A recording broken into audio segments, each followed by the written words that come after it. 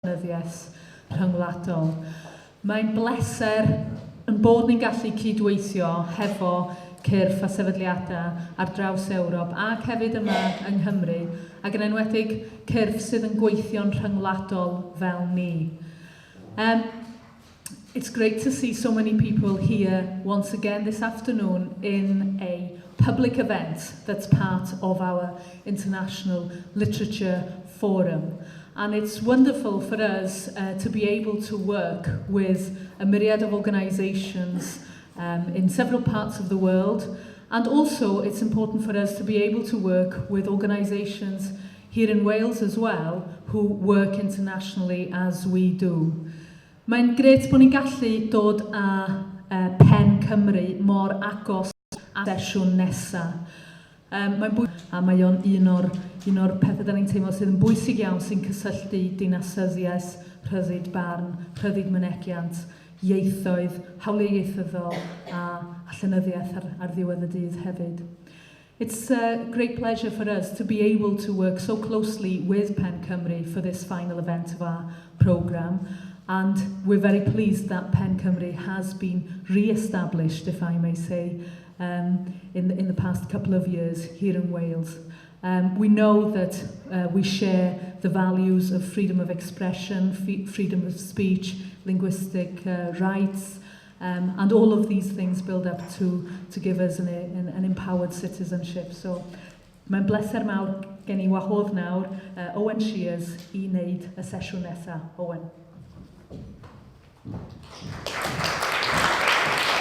Thank you very much, and diolch yn fawr iawn. As a very young organisation, as you've just heard, it's meant a huge amount for Wales PEN Cymru to be able to be part of this much larger and this established event. So thank you for allowing us to piggyback, but hopefully also to contribute.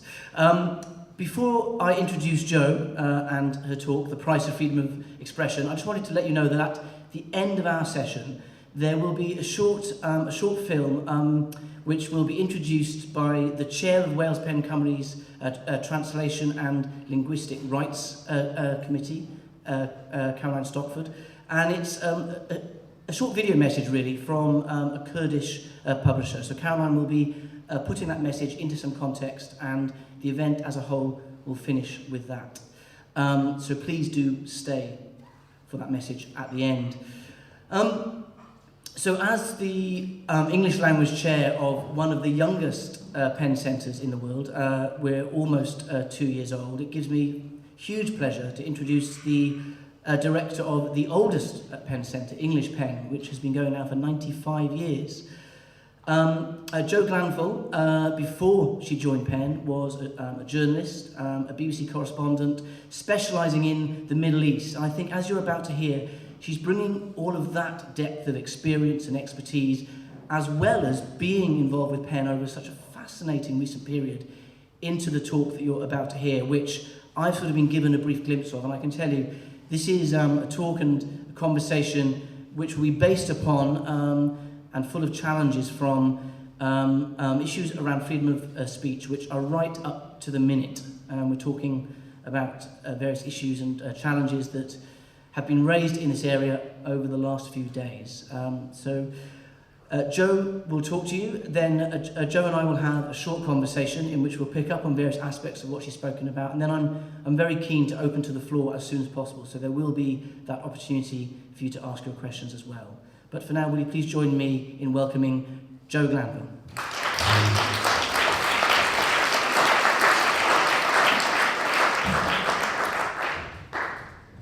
Hello everyone, thank you very much, Owen. I think we look quite good for 95, don't we? It's a really very particular honour to be invited by PEN Cymru on the occasion of their AGM, and very, very big-hearted of you, I think, to give the platform to English PEN, which just goes to show that PEN's guiding principle, literature knows no frontiers, really does apply at home as well. In fact, one of English PEN's earliest members was W.B. Yeats, who was, of course, a very famous Irish patriot. Though we weren't called English PEN then, and if we were, that might have made him pause. We weren't PEN either, we were known as PEN. It stands for poets, playwrights, essayists and novelists. And back in PEN's beginnings in 1921, when it was founded by Amy Dawson Scott and John Galsworthy, who really was the best-selling writer of his day, it was very much a club, and its social activities really were as important as the aim to bring writers together in friendship to exchange ideas. And I've always found it amusing and faintly puzzling that Virginia Woolf repeatedly turned down the opportunity of joining PEN.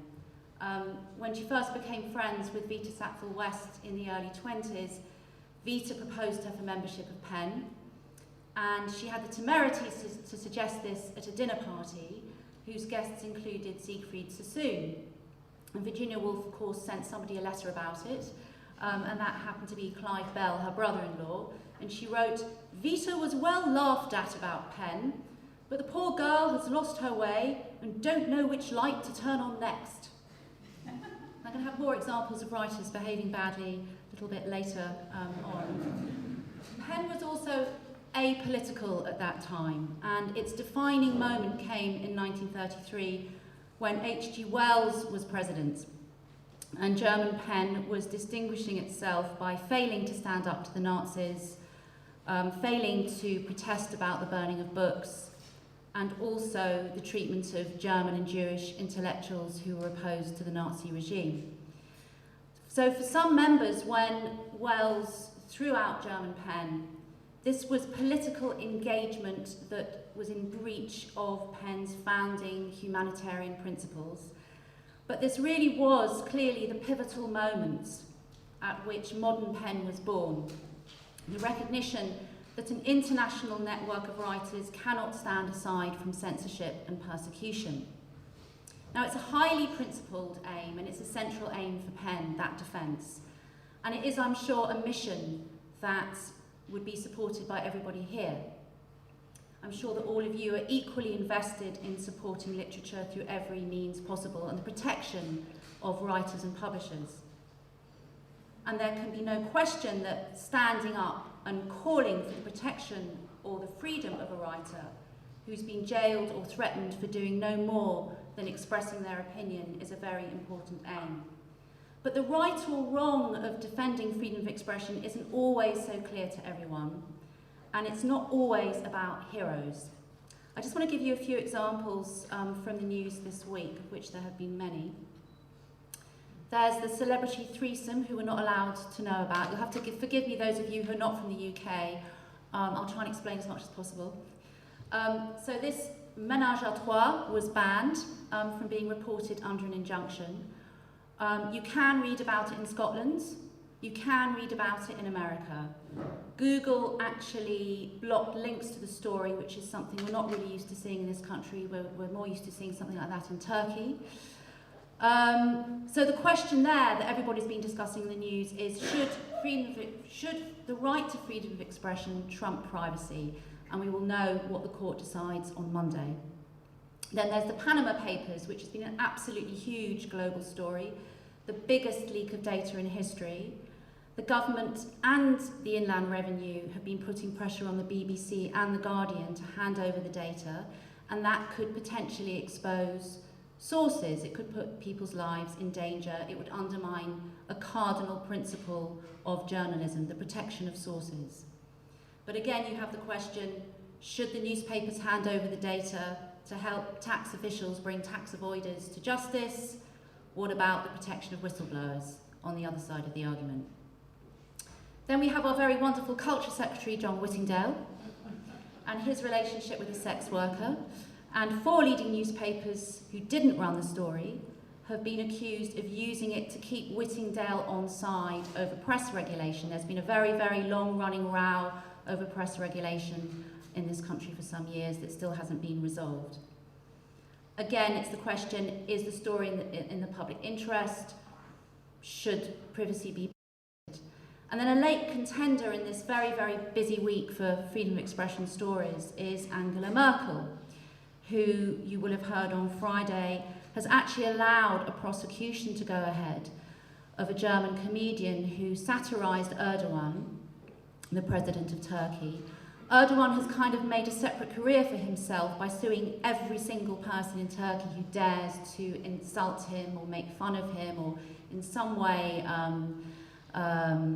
personally criticise him.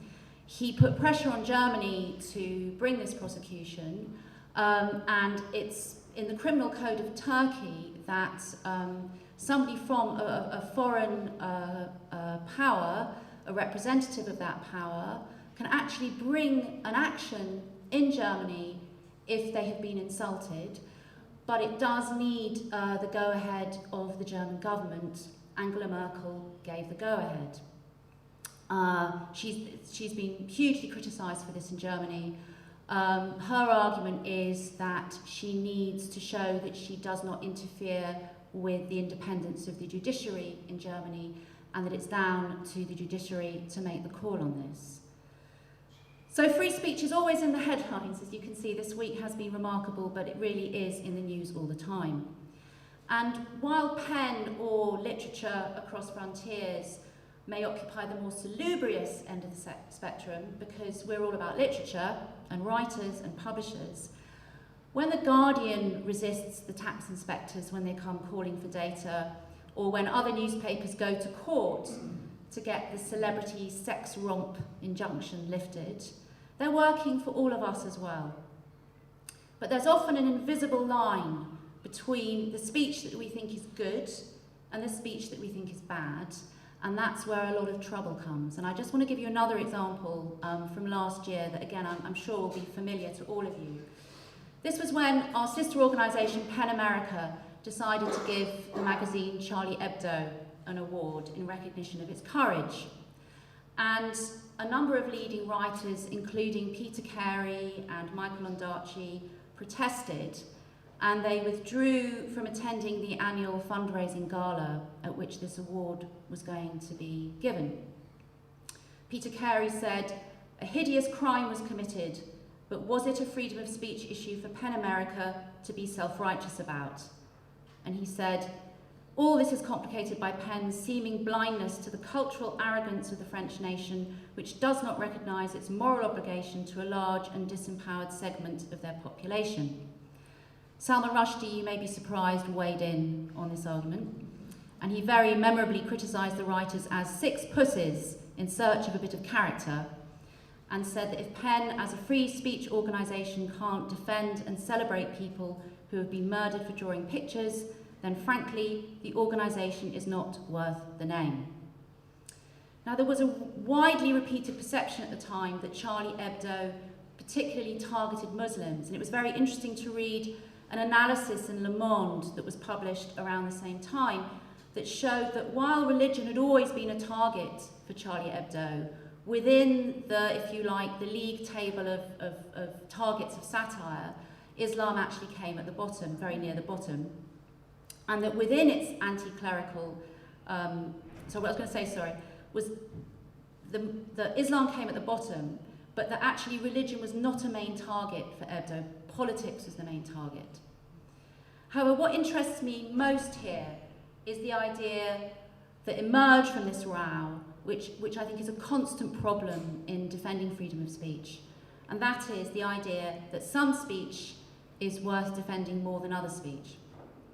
I think one of the most important but uncomfortable responsibilities for anyone standing up for freedom of expression is that it means that you also have to defend speech that is really quite unpleasant, that is shocking, that is disturbing, that is offensive, and that duty is actually recognised by the European Court of Human Rights. Because without that broad defence, the limits of everyone's speech, not just writers and publishers, is at risk of being restricted to suit what the political agenda might be or the prevailing morality. And that means there's going to be a cost to artistic licence as well as to individual freedom. What I find very interesting is if you look back at the great free speech battles in this country in the 70s, there were a lot of obscenity trials around literature. There was the Oz trial, which was a major cause of its time. Other less well-known ones include the memoirs of Lal Laleş, who is the famous star of Deep Throat, another very important obscenity trial. Neither of these publications was seen as being of any merit at all. But what was at stake was the principle, as in the case of Charlie Hebdo. And the principle is the freedom to publish and the freedom to write. And it's a freedom on which many of you in this room will depend, whether you're writers or publishers or bloggers. I had the great privilege of interviewing the writer and barrister John Mortimer just before he died, and he's a very well-known British writer and a celebrated barrister, and he actually was the defence in both of these cases, the Oz trial and also Lal Laleş and many, many others. And he was, in his last years, despairing because he really felt that the space for freedom of expression in this country was shrinking. And he said that he actually felt there was a retreat from the abiding principle that you lived in a country where you could read anything you like. So the growth of the idea that we should at all costs avoid offence, which I think is something we hear all the time, and that this may even be more important than defending the right to free speech. That idea, I think, continues to undermine the very principle of protection for freedom of expression. And we've been living with this for a very, very long time. It goes back to Rushdie, to the fatwa 27 years ago. And he was criticised at that time it's an early version of the Charlie Hebdo row and of many other rows. He was criticised for causing gratuitous offence by fellow writers. And those writers included Roald Dahl, who called him a dangerous opportunist, and John le Carré. I don't think that we have advanced our arguments in this respect at all, which is quite depressing to see. And it does remain one of the great challenges. This trend towards censorship over free speech, the idea that censorship might actually be a very good thing, has now been compounded by the threats to national security since the rise of Islamic State. The attacks in Paris and Brussels last year and this year, the fear of jihadis returning to Europe from Syria. What we're now seeing here in the UK is government policy that puts an obligation on universities and schools to monitor their students. Universities have to have due regard to the need to prevent individuals from being drawn into terrorism, and schools have to protect school children from radicalisation. And I think this has very much helped to create a culture of anxiety that's diminishing the space that we have for open debate. Just over last year, we saw a play that had been commissioned by the National Youth Theatre that was going to explore extremism. That play was cancelled. An extraordinary incident of an exhibition of installations that satirised ISIS as toys. So you had little toys dressed in black with guns on the horizon, threatening little bunnies having picnics. Lots of different installations. That was pulled from exhibition. Another case of a Muslim school child who was talking about eco-terrorism, showing off his incredibly sophisticated French vocabulary in a French class. He ended up being questioned as to whether he was affiliated with ISIS. There is a sense, I think, in which we've lost our bearings.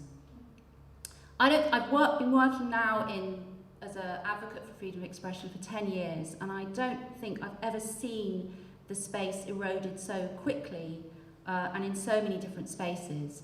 And the government is actually going to be publishing a bill on counter-extremism later this year.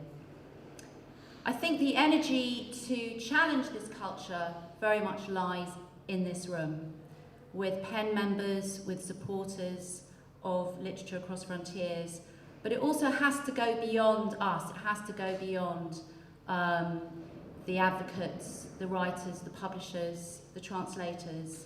We have to work with people who we might not naturally think of working with, but I have seen how this can work since I've been at PEN.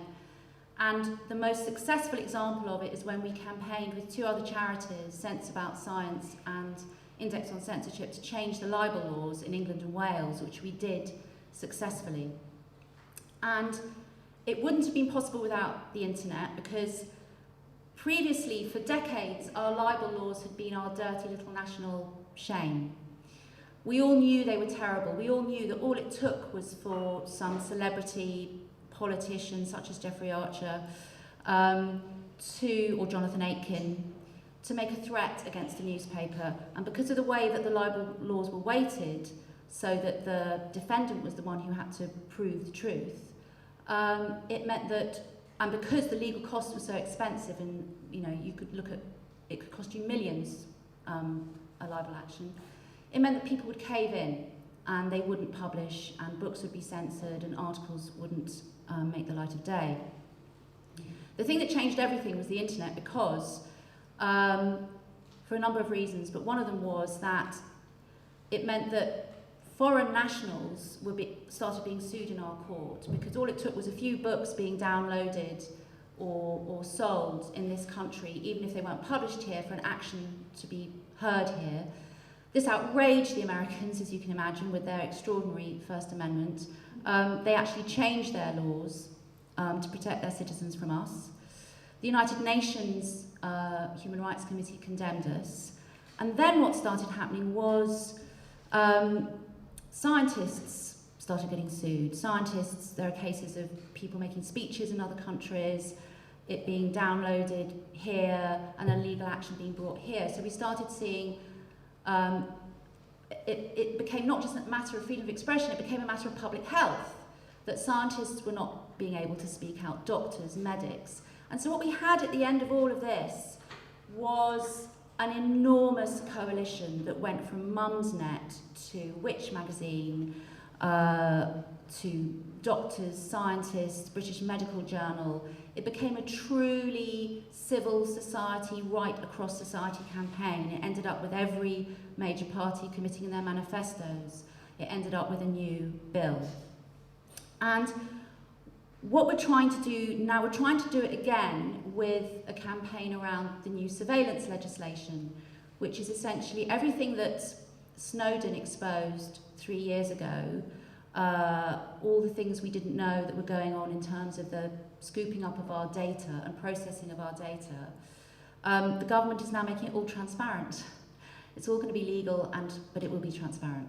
So we are campaigning to try and make sure that we get better laws than the laws that are currently in the bill that's going through Parliament. And once again, we're trying to bring together a cross-society coalition of the tech experts and the privacy experts, but the human rights experts, the journalists, the publishers, because there'll be a great, great threat to protection of sources, if, for example, if this legislation goes through, also to legal confidentiality.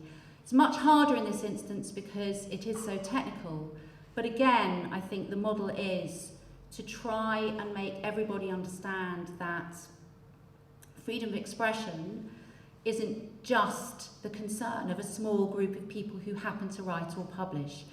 It affects all of us. And in this age of digital communication, I think that that message is really getting through, because it really is a universal issue. It is no longer a specialist issue.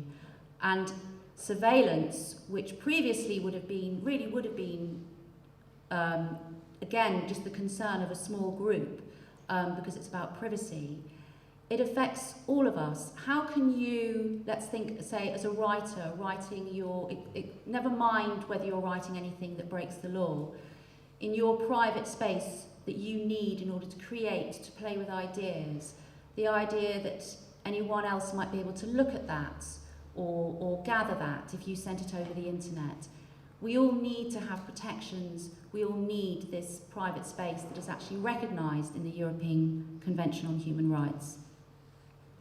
In fact, one of the people who I think put this best is the philosopher Quentin Skinner, who attacked William Hague when he said famously, if you've got nothing to fear, then you've got nothing to hide. And Quentin Skinner said, to be free, we not only need to have no fear of interference, but no fear that there could be interference. but the latter assurance is precisely what cannot be given if our actions are under surveillance. And for Skinner, what it boils down to, it's not just about our privacy, it's about our liberty. So this forum over the past couple of days has been very much focused on the audience and how do we build our audiences and extend our audiences. And I'd like to ask all of you to think about this being another way of creating a bigger audience, that we don't just want to include in our audience the people who love literature or who write or who publish or who read books. We want everybody who cares about the word, who uses words to communicate, and in the end, that means everybody. And I think that as well as helping to bring new activists in our campaigns to protect freedom of expression, it means building bigger audiences into everything that everybody in this room loves doing. Thank you.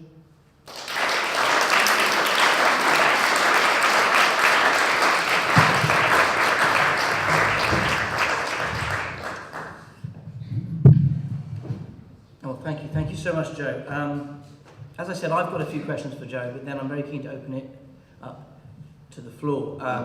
So do start thinking about what you'd like to ask. I'd like to start by picking up on that wonderful quote that you just read from Quentin Skinner, because hearing you read it there, I realised that so many of the conflicts and the debates that we're talking about here are about liberty versus privacy. And yet what he seems to be saying in that quote is that these are one and the same thing. So I suppose my question is that one of the challenges that faces the freedom of expression campaigner, is to try to break down this divide between privacy and liberty, and to try to, I suppose, tell the narrative that these are very much intertwined, and it's not this dialectic of opposites. Well, I think actually that privacy is it is the new frontier in terms of freedom of expression, because, as you say, for example, in some of the examples I read out from this week, they are freedom of expression versus privacy, and that's the kind of classic conflict. But since the digital revolution, what's now become clear is that freedom of expression is not possible without privacy. Privacy has now become a necessary condition of freedom of expression. And so it's a very new thing for a freedom of expression campaigner to have to defend privacy, because, as you say, they're normally in conflict. And it is quite odd when we're part of a coalition that includes Liberty, Big Brother Watch, Privacy International, and we sit there in the minority as a freedom of expression group. There's another one as well, Article 19. But you have to now, as a freedom of expression campaigner, you've got to be across privacy as well. But I think the key thing is that because, I do think that in the European Convention is Article 8, and it's not called right to privacy, it's right to a private life. And I think privacy is very, very abstract and quite hard for a lot of us, I think, to engage with. But when you start calling it a private life, then it really, you're thinking about your kitchen, your home, the contents of your bathroom. I think it becomes more sacred and more worth protecting if you think of it in those terms. And then it is about your liberty. It does come down to liberty. Whilst you've been campaigning on these issues and being involved in these debates, which, as you said, are very often between liberty and the fear of causing offence, or liberty and privacy, have you noticed any kind of a pattern in terms of how these arguments fall on either side of politics? Because from what we were talking about just before you started speaking, it doesn't always seem to fall in the way that you might expect it to. Is that right? Yeah, well, I think sort of, the left is actually very censorious, for example, and authoritarian, and I think has a tendency towards being authoritarian, and it tends to be the right. This is libertarian, and therefore often a greater defender, not the right in terms of the Conservative government, but people who consider themselves to be on the right. There's a stronger libertarian tradition, so that it's quite, so that if you think of yourself, or as typically human rights groups will be dismissed by their critics as a bunch of lefties, actually it's often not on the left that you find the greatest offence. Interesting. Especially in the light that you could argue that, one of the most obvious threats to the Human Rights Act has come from the current administration. Yes. And I suppose thinking along those lines, and with an impending referendum on Europe next month, I was just wondering, from your level of involvement and your expertise, what are the possible consequences for freedom of expression if we vote to leave the EU? Yeah, I think potentially catastrophic.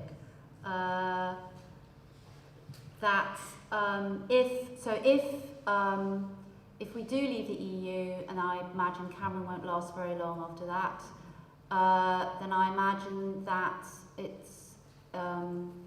it is likely that the Conservative project of bringing in a Bill of Rights will happen. And the next question is really what happens to our membership of the Council of Europe. The Council of Europe is where the European Court of Human Rights sits. Would we actually withdraw from the Council of Europe, which would put us in the company of Belarus?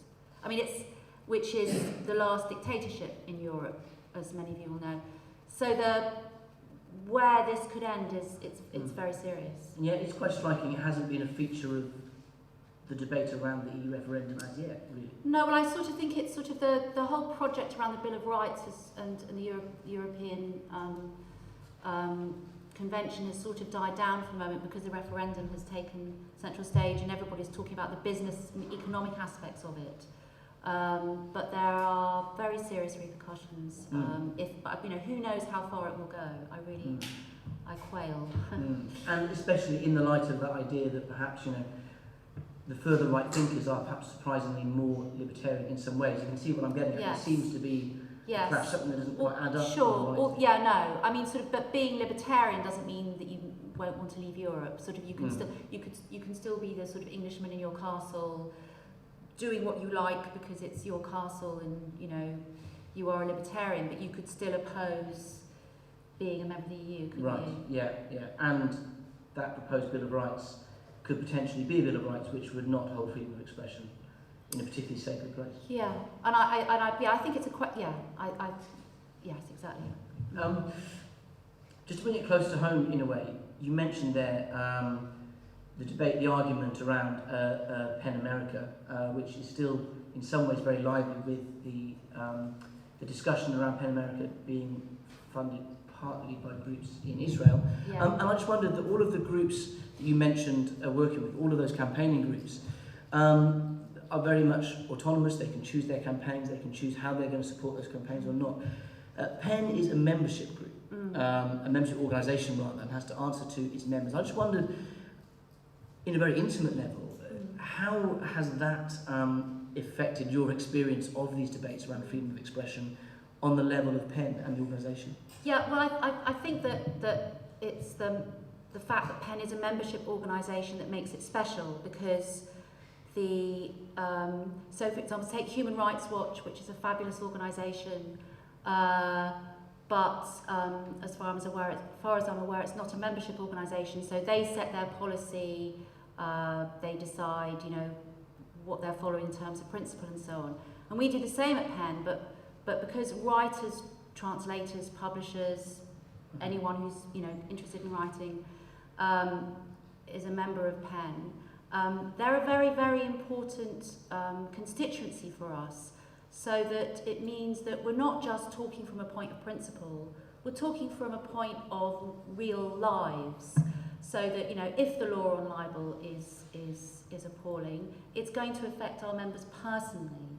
It's not just a matter of principle. And I think that gives us a huge strength, and it means that when it comes to campaigning, and we can ask our members to come out and protest and sign a letter, it's hugely powerful. The other side of it is that writers are individuals, and they will have very different views.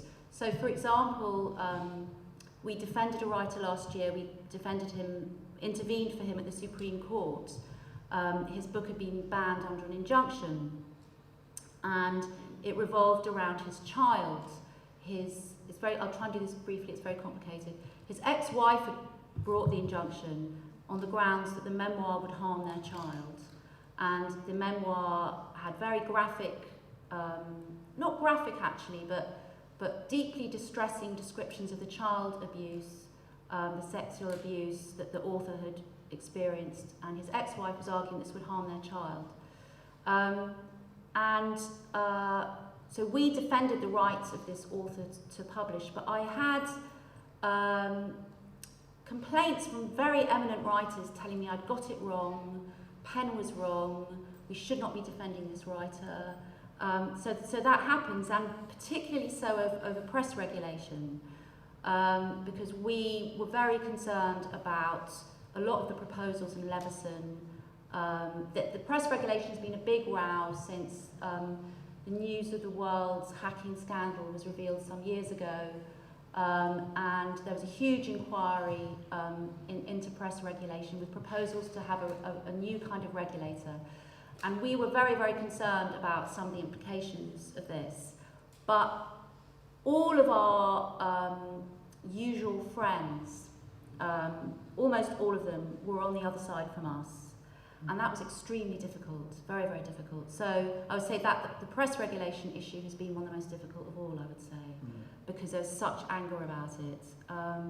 So I think it can be, I think freedom of expression is one of the most contentious areas. It always will be. The line is never clear.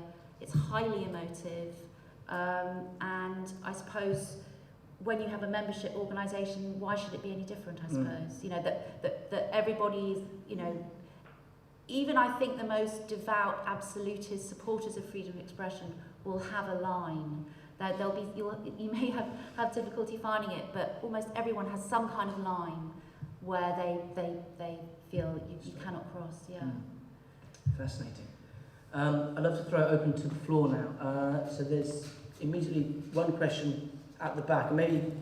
So if we start with you, Simon, and then there's another one, and then we'll come to the lady here, those three. But I think there is a microphone, so if you could wait for the microphone to get to that, would be great, thank you. Absolutely.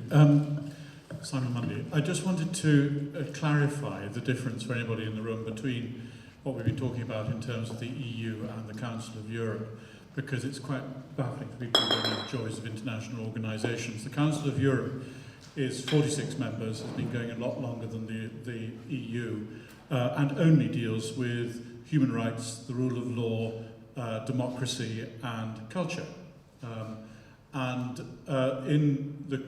Both the human rights and the cultural convention are hugely important to us. What is happening is that the human rights bill and the attack on it from the Conservative Party is basically an attack on Europe. It's not an attack on human rights. It is an attack from those people who regard anything that comes from Europe as a threat to their sovereignty. And it's being rolled up into that agenda. I think one of the oddities is that you've now got the stage where people think that if you vote to leave the EU, that will automatically mean that you then roll on the idea that you can then leave the Council of Europe as well. If we did, not only would we be in the position of Belarus, but we would also be in the position where we actually were tearing down one of the great achievements of the post-war Conservative Party, which was the foundation of the Council of Europe, which would be a great shame for them. Just as another really question about your speech, Joe, which was the business about the right to offend.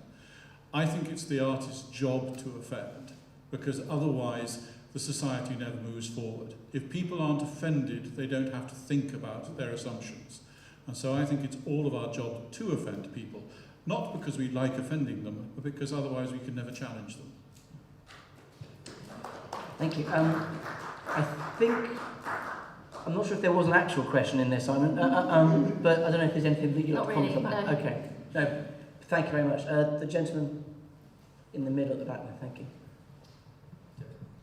Mike Birtwistle, just a plea really. to ask everybody working in this field to join their relevant trade unions, because these are some of the people who are, as you were suggesting earlier, who are in the front line on so many of these issues. National Union of Journalists, Writers Guild, BEC2, who else have we got? UCU and Equity, various unions such as that. People tend to think that trade unions are all about pay. They're not. The first industrial action I took part in as a member of the National Union of Journalists was over the Real Lives issue, where there was censorship. The government put pressure on the BBC to censor a programme on Northern Ireland, to pull it, and the journalists at the staff of the BBC, the unions came out on strike. The unions at ITV came out on strike, which was illegal technically. Then also we had the situation, as we remember recently, with regards the loss of Greg Dyke at the BBC, pressure brought to bear by the government after the dodgy dossier report that was made. So trade unions are there fighting, taking industrial action, losing pay, putting their jobs on the line, apart from the fact that obviously many journalists and camera people die around the world, putting their lives on the line to get these reports back from various countries. But the trade unions allow solidarity, they allow discussion, they allow campaigning on these issues, and it's absolutely vital that everybody, that in order for your own protection and to enable you to come together with your colleagues to organise and to fight on these issues, that you belong to a trade union. So I'd make that plea, and I hope you would echo that as well. Thank you. Dear. Thank you. Anything to say, Owen? Not only that we're working with the NUJ on the surveillance in our campaign to get better legislation than is currently going through Parliament, and obviously, as I mentioned earlier, protection of sources is absolutely key in that campaign. Great. I think there was a lady here at the front who was up next. If we could have the microphone, up here at the front first, thanks. And then we'll get to, I think there are two other questions at the back here. Thanks. I wanted your thoughts on the recent phenomenon of no platforming, and the fact that this seems to be being done increasingly by students and young people as a form of protest. I find that a bit troubling. I was talking to a group of students about it recently, and they actually said to me, why do you expect us to behave any better than anybody else? Why are we the ones who are supposed to be greater defenders of freedom of expression than anyone else? Which I thought was kind of fair enough. But I'm, it's nothing new, no platform, obviously. It's something I, as you might expect, don't support. And I am very concerned by again, it's very hard to know because, no platforming has been a phenomenon on student campuses for a very, very, very long time. It's not new. It looks as if it is growing. Is that just because there's more reporting of it, or I don't know? But I obviously don't support it and have a concern about it. The gentleman at the back in the cap, I think.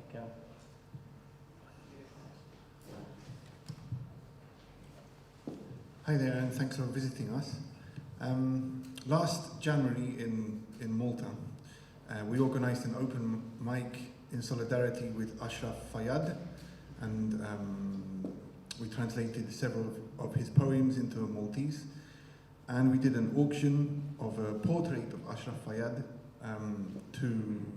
We raised only €200 to go towards his legal fees.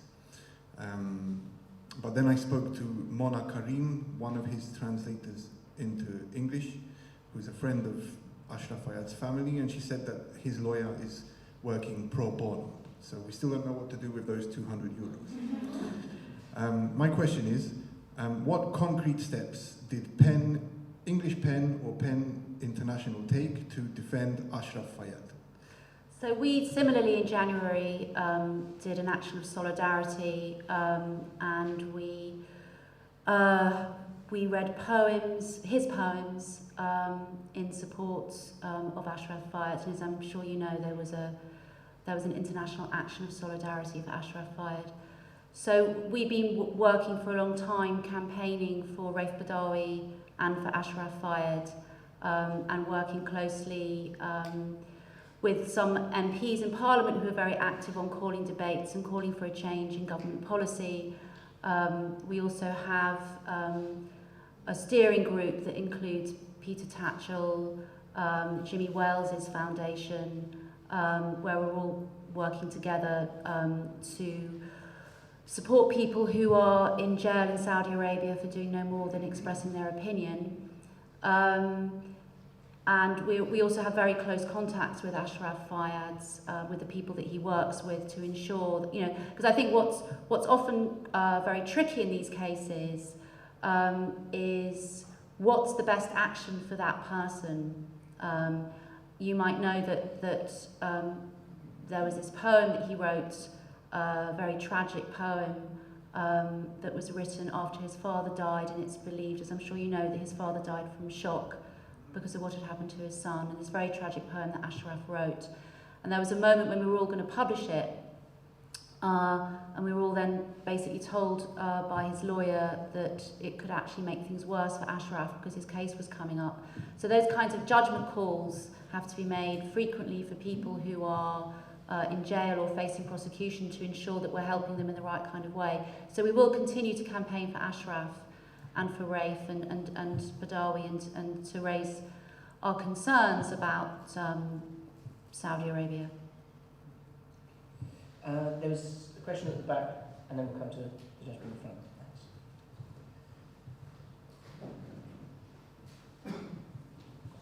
Thanks. Hello, I just like to ask, from a statement that Jessica made about the it's the job of the artist to offend people, which I also find quite offensive. What's your opinions on that? I don't think it's the job of the artist to offend, but I do think that, and I don't think there's a right to offend. There's a right to freedom of expression, and as I said, it's something that the European Court recognises, that within the right to freedom of expression, there has to be, there will be offence, there offensive words, shocking, disturbing words. That is part of freedom of expression. It is the case that artists have, through history, offended, because artists are often ahead of their time. They'll be experimenting, they will be wanting to stand outside the mainstream, and they will offend. And that often, as in the obscenity cases of the 70s that I was talking about, often when that artist is taken to court for being so outrageous and offensive and outraging society, the test of that in court will help to advance and change the way that society then deals with work that is offensive, which will then cease to be offensive. So I think we owe artists a huge amount for pushing the boundaries and for changing the way that society, the extent to which society is able to explore and hear disturbing or shocking words or images. Thank you. There was a gentleman in the front, and then there's one there, and that may have to be our last question before we hand the floor over to Caroline. Hello, my name is Sean. I'm the president of Icelandic PEN. So we are members of International PEN, and I'm especially glad to be here today with Wales Cymru PEN. And you, Joe, thank you for your great introduction to PEN and what it stands for. I think actually the strength of PEN does not only lie in the fact that each PEN Centre is made up of members, but that PEN International is also made up of member centres, which means that the discussion on freedom of expression and is ongoing, and the centres do not necessarily always agree. And that's why it was very interesting for those of us who are not in American PEN to follow the discussion there last year. I mean, I think for most Europeans it was quite strange to see how many of our great friends in American PEN took a stance against Charlie Hebdo. It was interesting. So we have many cases of different opinions. For example, when David Irving was imprisoned in Austria for his Holocaust denial speech and writings, International PEN put him on a list of writers in prison, which German PEN did not support but did not oppose, because there is a principle there, you know, that you have to oppose the, in a way, you have to battle the Holocaust denial movement. But I'd just like to say that I think all of those issues are very important to what we've been doing here for the last few days. Audience development really is something that is important for writers in countries where they are not allowed to publish, and their voices are not heard. So the audience development is really something maybe for life and death for many people. It's not only about those of us who write nice literary novels here in the West to be published all over the place. It's also about supporting our colleagues in oppressive regimes in getting their audience. So there's no question here. I just want to. Yeah. No, thank you. Thank you very much. I think we've got time for just one more question. The lady halfway down on the end. Thank you. Sorry. Hi. I wanted to draw your attention to one thing that happened in Rwanda, and that is a kind of issue of a minor massacre that was led or encouraged by two journalists on radio that were subsequently trialed in The Hague and put in jail, in my opinion, with absolute right. So this is more of an extreme example of freedom of speech or hate speech.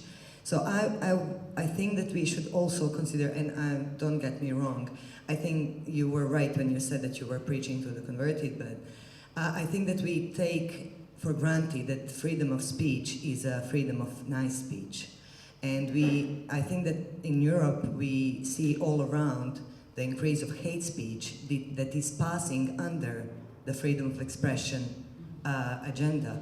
And I come from a country where it just happened now that freedom of speech, under the motto of freedom of expression, 5,000 people showed up in front of the State Agency for Electronic Media with Nazi signs and claiming their freedom of expression and basically overthrowing the director of the agency.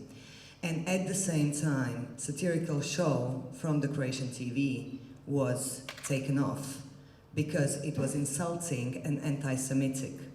I mean, it is really cynical. So I think that when we talk about freedom of expression, we really have to stress out that there is nothing, that's nothing to do with freedom, with the hate speech, which now I think is becoming more and more kind of fluid and prone to interpretation, especially in the countries where radical right is in power. Yeah, I mean, those are really shocking examples, and I think hate speech remains one of the most difficult areas in terms of freedom of expression, and the question of where you draw the line. And as I'm sure you know, in America, the bar is very, very high. There has to be incitement to violence. In Europe, it's much, much, much, much lower, the definition of hate speech, and it does remain obviously one of the most problematic areas. Well, thank you. Thank you very much, and thank you all for your questions.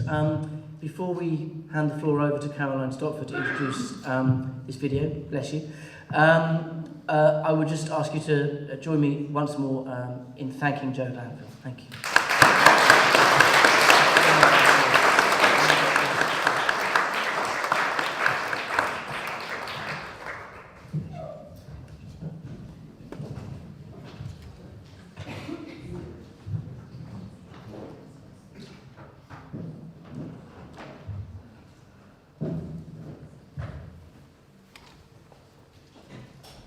Diolch yn fawr iawn Owen a Joe, dyn ni'n falch iawn I weld chi yma. Ac fel aelod o PEN Cymru a aelod o'r Pwyllgor Hawliau Ieithyddol a Cyfieithu, dwi'n mynd jyst I cyflwyno neges fideo gan Lal Laleş. Mae Lal yn cyhoeddi llenyddiaeth cwrdeg yn Diyarbakir yn Twrci, yn y dwyran o Twrci. Ac oedden nhw'n mynd I dod i'r fforwm I fod efo ni, ond ni cafodd o'i caniatad I dŵad yma. Felly byddwn ni'n just yn mynd I neges, ddarllen neges o'r llywydd Pen Lloegr, Maureen Freely I chi, a wedyn ymlaen efo'r ffilm. So I'm going to just read a message from Maureen Freely, who is the president of English PEN. She's also a journalist, a prominent Turkish translator, and she wants to send a message before we show the film from Lal Laleş. Lal is a publisher of Kurdish literature based in Diyarbakir. Kurdish is an Indo-European language that's been in that country for thousands of years, and they have a beautiful oral tradition. A lot of the Turkish folk literature, they claim it from the actual Dengebeş and the original Kurdish folk literature. They sort of try and take it over as their own. So Kurdish literature is incredibly important, and at the moment it's impossible to get news out of Diyarbakir or anything. So briefly, before I read Maureen's message and we see the message from Lal, who, as I say, was due to be here but was not given permission to leave Diyarbakir, I'd just like to tell you exactly what's happening there at the moment. I was in the 10th Freedom of Thought meeting in Istanbul last week, and there were people from all world organisations, from PEN Norway, International PEN, Amnesty, lots of refugee organisations within Turkey, and there were witnesses as well who'd been to Diyarbakir and Sur, and there was a man who lives in Diyarbakir.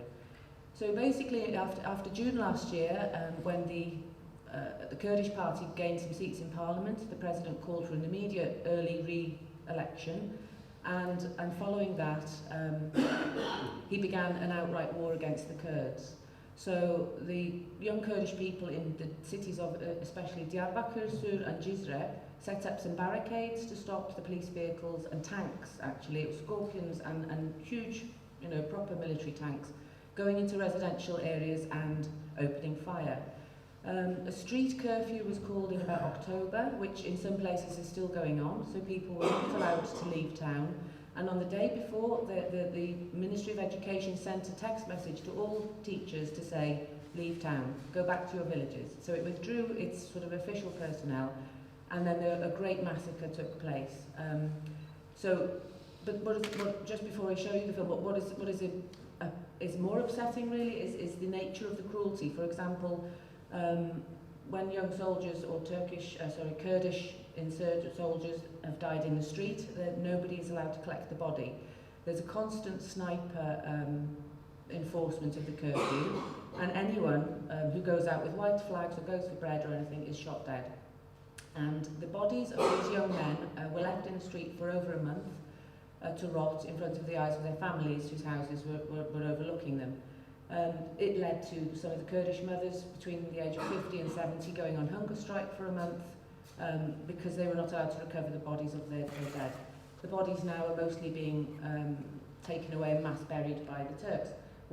Just one more incident before I read Maureen's message, and that is that some other Kurdish fighters took refuge in a basement where they were for 30 days, and some were fatally wounded, some were heavily wounded, and the authorities didn't allow any ambulances to go to help them, so they made them suffer for 30 days. 4 or 5 died in that time, in one small cellar. Eventually the number of people in the cellar swelled to about 42, and a lady was able to get a telephone contact with them, and they said there are 8 children here between the age of 7 months, some are 1, some are 4, some are 7 and 8. And we've got no food, no water, we've got no medical supplies, we're stopping the flow of blood with nappies, and we really need help. A week later, the Turkish Special Forces forced their way in and killed everybody in the basement. So there's no news getting out of Diyarbakir, these places, and also 8,000 years of history and archaeology has just been totally wiped out. They're flattening these cities, and they're hoping to build the Paris of Eastern Turkey, which is is really quite disgusting. So that's the situation in Diyarbakir, and now I'll just read Maureen's message and then leave you to see the film. It's a short video message. Password, I think.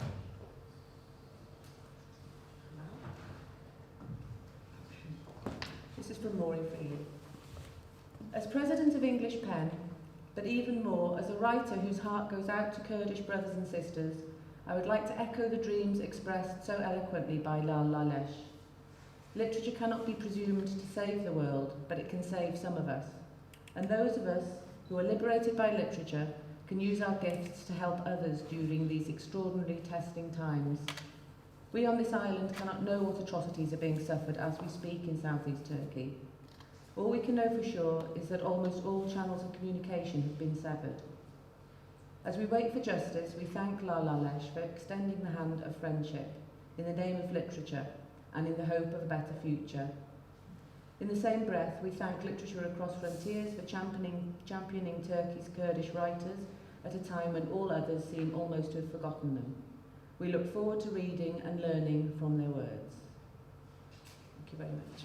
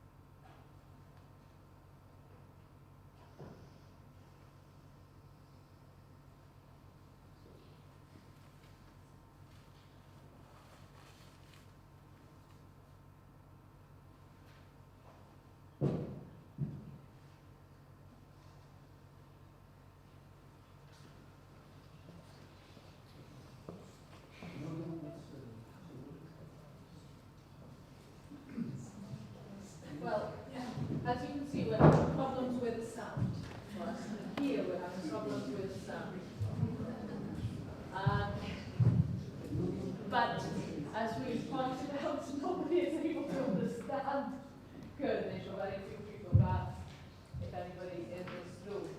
But I think that we'll play that again. I don't know, did everybody follow it from the beginning? Yes. Okay, that's fine. I kind of found something there's a note at the end of the film that said that no Kurdish writers were invited to the Market Focus. But what PEN did when we discovered this was that we invited and brought over 2 Kurdish writers, including Lal, who took part in a forum on freedom of expression at the LSE. So it was dealt with to a degree. Did we see it again with voice? No, the voice isn't working, is it? No, the sound isn't working. We tested it out in the interval, and it was working then, but it hasn't worked now. Ymddiheiriadau nawr am hynny, we apologise for that. I also wanted to thank Richard from Parsian, in particular as well, for bringing his books here. They're for sale in the quad, 3 for £10, 1 for 5, but also for being here as a publisher and sponsoring also the tea that we had earlier today. Thank you. Diolch Richard, yn gwerthfawrogi yn un fawr iawn. Wel, dyn ni wedi gorffen ein rhaglen rwan, tan do. We've finished the programme, we've finished on a note of silence, but on a very powerful note as well.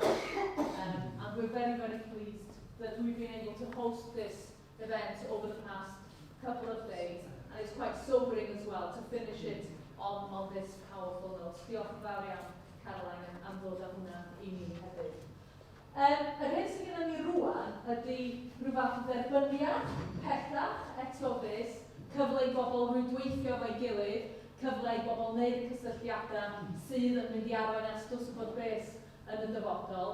Ac gai ddiolch yn fawr iawn I chi am eich diddordeb ac am yr holl sylwadau sydd wedi dod yn ystod y deudydd diwethaf. A dwi'n siŵr y byddwch chi am ymuno fo fi hefyd wrth I ni fod yn diolch i'r tîm sydd wedi gweithio mor galad I roi'r gynhadledd yma a'r fforwm yma at ei gilydd. What we have now is we have a small reception, an opportunity once again to network, to discuss, to create ideas, to think of what we might do together in the near future, in the distant future. But before we go through there, I'm sure that you'll want to join me in thanking the organising team for this forum. I think we've had a very good couple of days, a lot of discussion, a lot of stimulated thoughts and ideas. Diolch yn arbennig i'r myfyrwyr sydd wedi bod yn helpu ni. Big thanks to the students who've been helping us. Bethan and Ashley yma'n ffilmio. Also the students who are inside, Ellie, Naomi and Nanon have been working on the desks. Diolch yn fawr iawn wrth gwrs I Nia, I Esther, lle mae Esther? Dim yma. I Caris yn arbennig am y holl waith o roi popeth at ei gilydd, ac wrth gwrs I partneriaid ni. So we want to thank our partners as well in bringing this programme together. To Caris for being the main coordinator. Esther is outside, Nia's here as well, and also to Alexandra. Diolch yn fawr iawn for bringing all of these things together. Ond, awn ni trwad I gael chydig bach o ddiolch bach rwan ac ymlacio ar gyfer rhwydweithio ar gyfer gweddill noson. Felly, we'll go through now to have a few drinks and do some more networking.